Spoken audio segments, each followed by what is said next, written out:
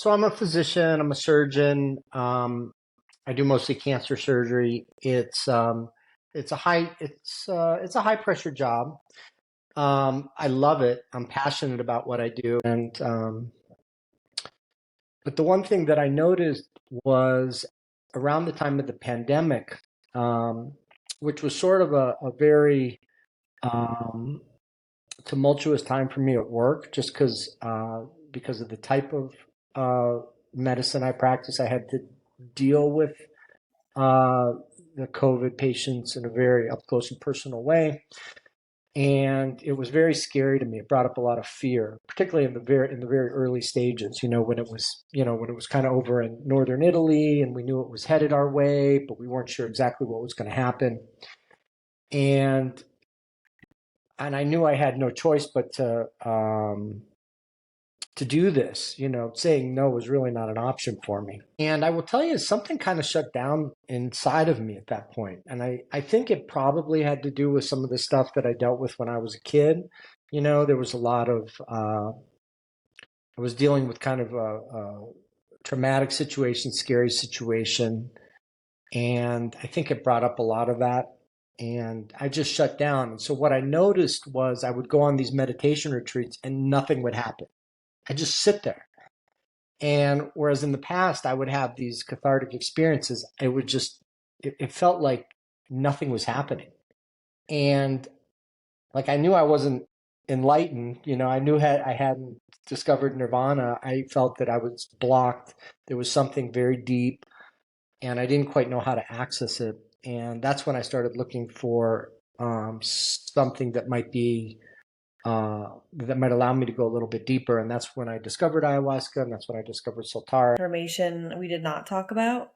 And I Yeah. think that is a huge piece that I know a lot of people need to hear that they still might be holding on to being. I do nervous system regulation and emotional intelligence training. And if we're looking at the level of the nervous system, these instances of significant fear that put us in a state of freeze or collapse, like you said, I couldn't run away, I couldn't fight this thing, I had to stay put. And it literally takes the intensity of the emotion and it captures it inside your body. And until you feel safe to actually process through this significant amount of fear that put you in that state, you kind of stay in this frozen experience. And I think a lot of people are struggling with this. Like they're completely turned offline because they're dissociated from the experience that they had with the pandemic and then all the consecutive events that have followed. Like, who do we trust now? There's a lot of that, even as far as the medical system, what do we trust in the medical system or the government or religion? Who's going to help us to navigate through this? And they weren't finding answers. So many people are living in a really numbed state and not able to reconnect to themselves. So I'm really excited that you were able to notice that transformation and then you did ayahuasca. And now, how do you feel? You've obviously probably tried meditation since then. Have you been able to Mhm. connect back to the cathartic state? What's funny is I feel like I meditate less now, mainly because I don't feel it's as necessary. And I might be kidding myself a little bit. I'm open to that possibility, but I just feel um,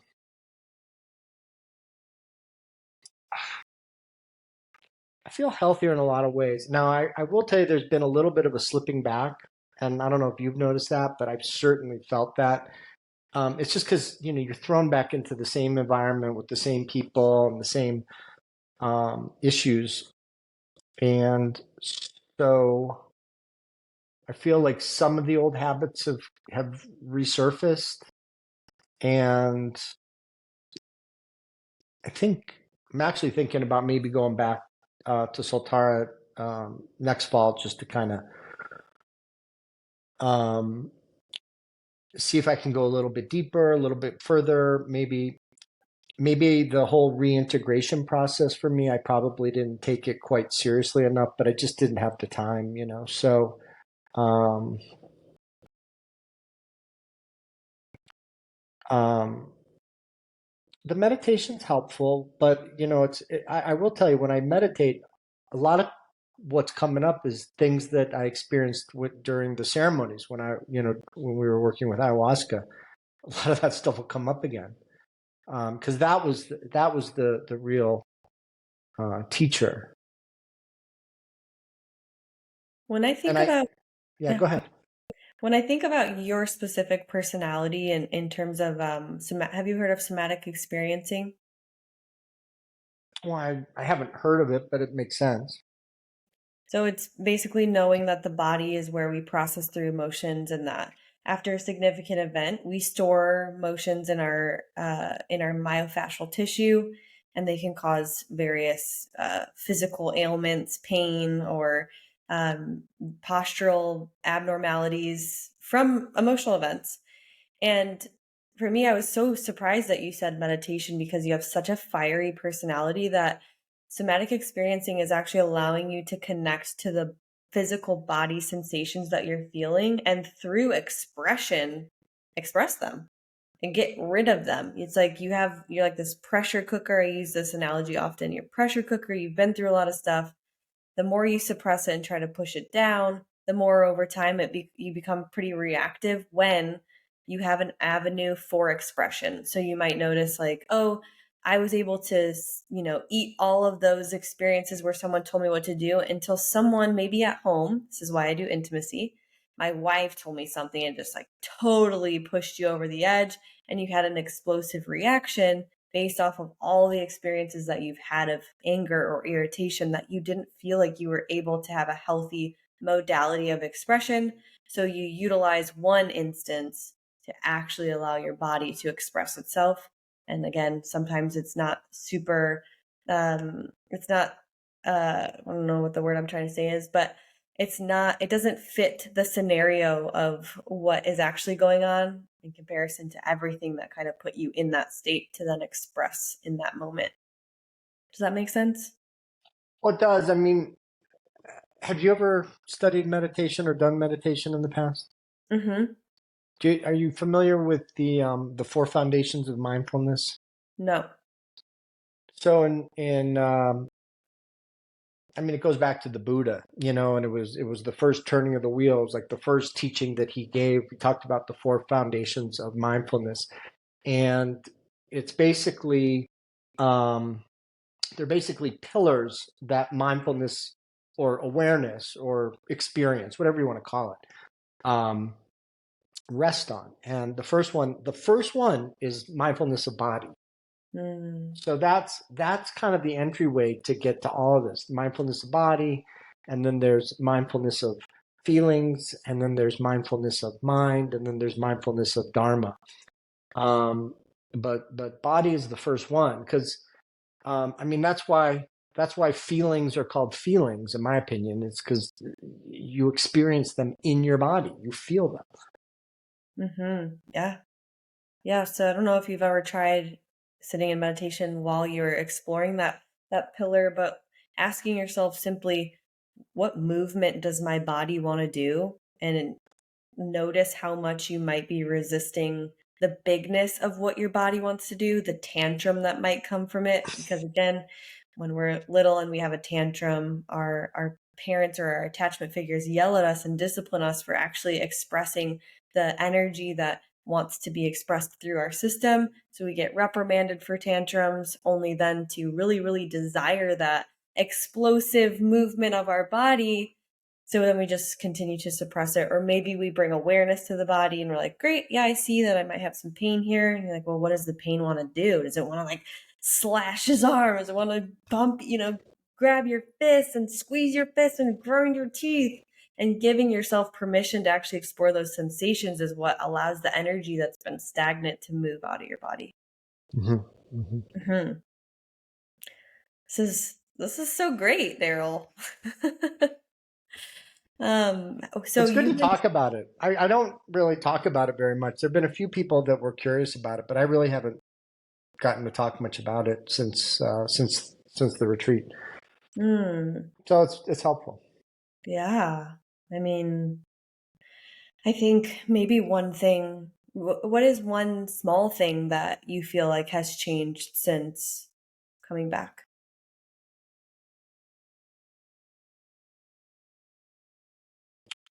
Um,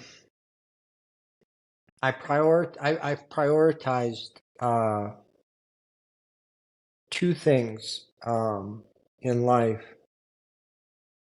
My work is an easy priority and my family is an easy priority. But there were two other things that I think were often neglected, and I've made them priorities, even if work or family might get squeezed a little bit. And those two things are exercise and sleep. Mm. Exercise and sleep. And I feel like it's made me uh, much more balanced emotionally.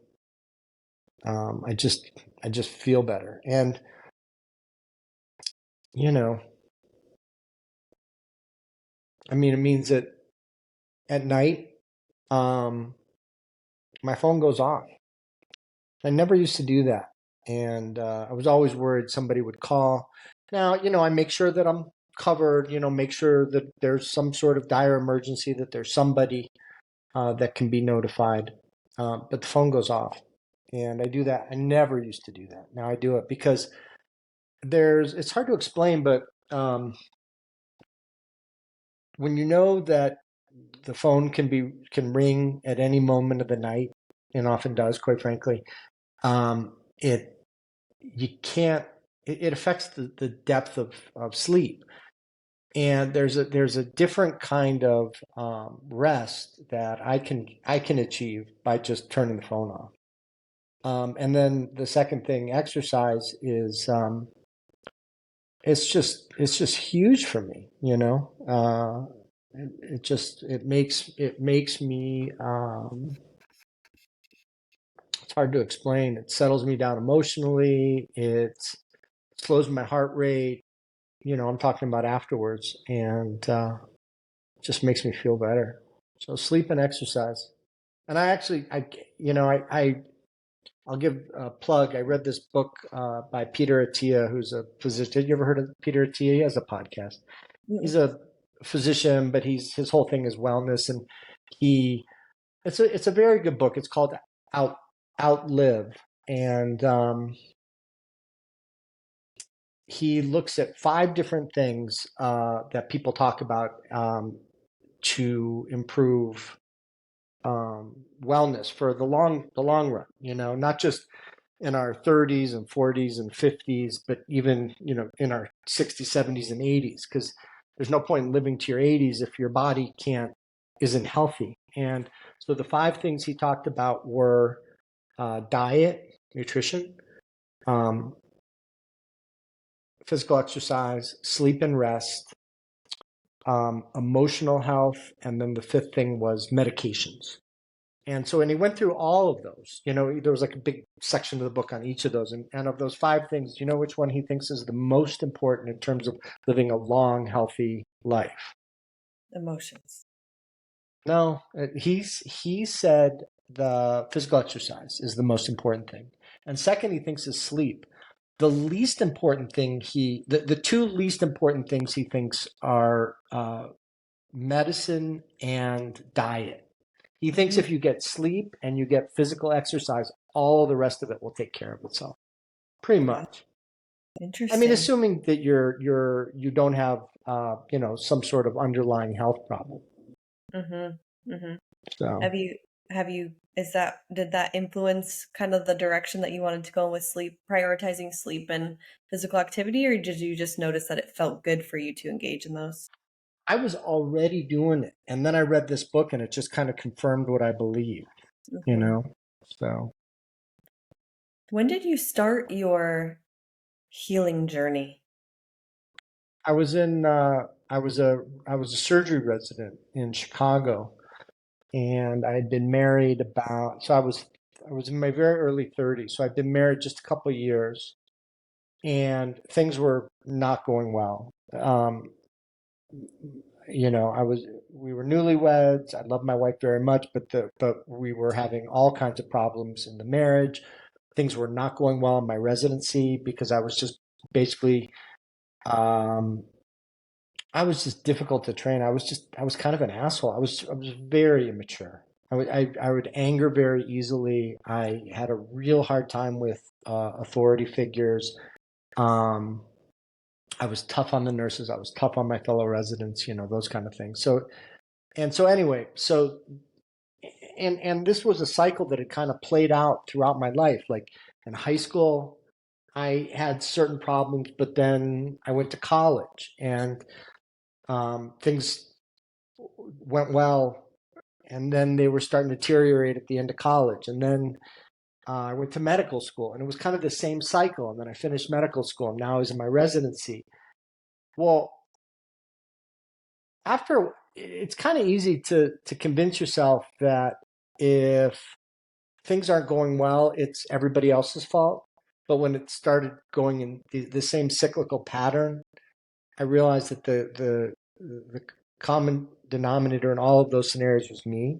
Mm, And so I was in my early 30s, and I remember somebody gave me this book called The Power of Now by a guy named Eckhart Tolle, which is an interesting book.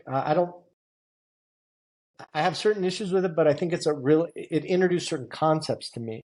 And at the same time, my wife's family is from India, and we were going to go, they wanted to take me to India. And so I wanted to learn a little bit about the Indian culture. So I bought a translation of the Bhagavad Gita, which is sort of the ancient Indian spiritual text, and I read it, and it was sort of interesting how I read the Power of Now, and then I read the Bhagavad Gita, and I realized these two books are talking about the exact same thing. It was basically spirituality, and and it just kind of opened my eyes to this whole dimension. I basically raised by atheists, and I always thought it was the whole spiritual side of life was sort of. I, I was raised to believe that it was nonsense, and then all of a sudden I realized, as you pay attention to it, it actually makes a lot of sense. mm, And that's when I started meditating, and it's just kind of been this journey. I'm not religious. I don't subscribe to any particular church or synagogue or spiritual discipline. I sort of dabble in all of them, and I think all of them are basically saying the same thing at their essence. And you don't necessarily have. I mean, at least for me, it feels. I haven't really found a specific um, church that I want to subscribe to. I just sort of like to sample from the buffet. mm-hmm. Yeah, Yeah. I agree with that. So you would say before you embarked on this journey, you kind of felt like you were swirling around in the same patterns and you finally realized you were the common denominator. What are some other descriptors of the person that you used to be? I think we got a bad connection. Mm. Can you hear me? Mm. Hello? Yeah, now I think we're okay. Okay. I So can you hear said you. Okay, now I can see you. you can see me. What are Oh, some now I more? can't see you, but I can hear Oh, you, so that's okay. yeah. Okay. Just for just for the listeners, identifiers of who you used to be before you had this epiphany. Hmm. You said you felt like you were immature, you were reactive, and started to realize that you were the problem. Are there any other descriptors that you would identify yourself with? Well, first of all, let's just say, like, in those moments where I could relax and be unselfconscious, I was the same. I'm the same as I am now. There's no difference. I'm not a different person. I'm still the same. But the problem is I had all of these, how do we say, unskillful or counterproductive defense mechanisms or habits to sort of prop myself up when I was feeling uncomfortable or not quite on solid footing, which was most of the time. And so So people who didn't know me, they would probably perceive me as a little immature, a little arrogant, um, self-absorbed. Hmm. I would say those are, that's, and quite frankly, all of those things are a sign of somebody who doesn't feel good about himself or herself. I mean that was who I was, and of course I didn't. And it took me a while to realize that, but Hmm. I would compensate for it. Yeah. And you were in medical school and surrounded in the healthcare field. Do you feel like there was adequate resources for you to be able to explore that? No, nobody cared. No, I don't feel like nobody in all of my education, and let's face it, I did a lot of education, as much as you could do, basically. Nobody really ever addressed emotional wellness or just, you know, um, psychological health, mental health, emotional health. Nobody talked about that stuff. Hmm. When I was working in the hospital, that's kind of the same conclusion I came to when I was talking to patients who had really abstract diagnoses that didn't make any sense. And having intimate conversations with them, you just find out how sad and isolated or lonely or anxious or depressed they were. And no one had asked even, how do you feel about being in the hospital? How do you feel about this big life event that happened? They would just break down and cry because no one had asked, how are you doing? Yes. How much Mhm. pain are you in? Do you want a pain medication? But not how are you doing? Yeah. Hmm. What what advice would you give to medical students or to men who are struggling with feeling the same feelings that you had in kind of pointing them in the direction of some positive change that they could make? Well, it's a great question.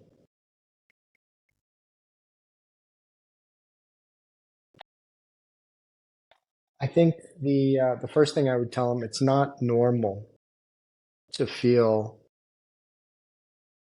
bad about yourself. It's not normal um,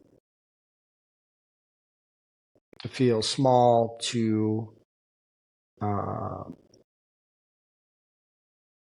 to not be happy with your life. Like that isn't a normal state. The normal state is the opposite. And the other thing I would say is it's not improving your circumstances. In other words, making more money or getting a better job or um, getting involved in a better relationship. Those aren't going to fix that. It's like, I think our culture there, it tries to suggest, particularly with the advertising, it's like if you could wear the right clothes or go vacation in the right place or go on the right dating app, then that's going to fix it. And I would say I don't believe that. I think it has to be internal. Um, and that's the only place that's worth uh, um, expending energy to try and make yourself feel better. Jim Carrey, who the actor, had this line. I forget exactly, but I'm paraphrasing. He said, "I wish everybody had the opportunity to get rich and famous to realize that that's not where happiness is. So Mm, people would stop wasting their time." You know. wow. Whew. It's a good line to finish on. Yeah. Thank you, Daryl, for such a wonderful conversation. I know a lot of people will benefit from hearing your experience and your wisdom. So thank you Mm. for jumping on this episode with us. I'm glad you asked me, and I didn't even ask how Eric is. How's he doing? He's good. He broke his foot, so I guess he's not like super great, but he Did he was need doing surgery? he went today to see the surgeon, and Hmm. the surgeon said no, so that's Good. good. He broke his big toe and his second toe, and his big Hmm. toe had a big bone chip in it, but they said it um should reattach hopefully. Okay.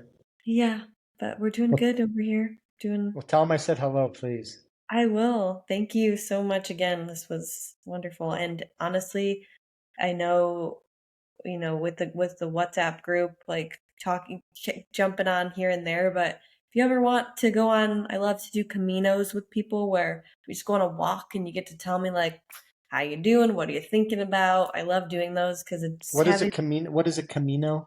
it's called a Camino. Yeah, you Okay. gotta walk and you just like answer. I'll ask you one question and then you have, 10 minutes to answer it, and I don't get to say anything. You just kind of get to hear yourself process, and it's Okay. really helpful. So if you're ever like stuck in having a bad day, I'm here for that. Oh, that's such a great offer. Yeah, I appreciate that. of course. All right. Well, Enjoy the listen, rest. I appreciate you asking me to do this. It's actually helped me just kind of to talk through some of these things because I didn't. Like I said, I had no opportunity to do this after the retreat. Well, always here for it. Thank you again. Okay. And the All rest of right, your Catherine. vacation. Okay. All right. Bye bye. Bye.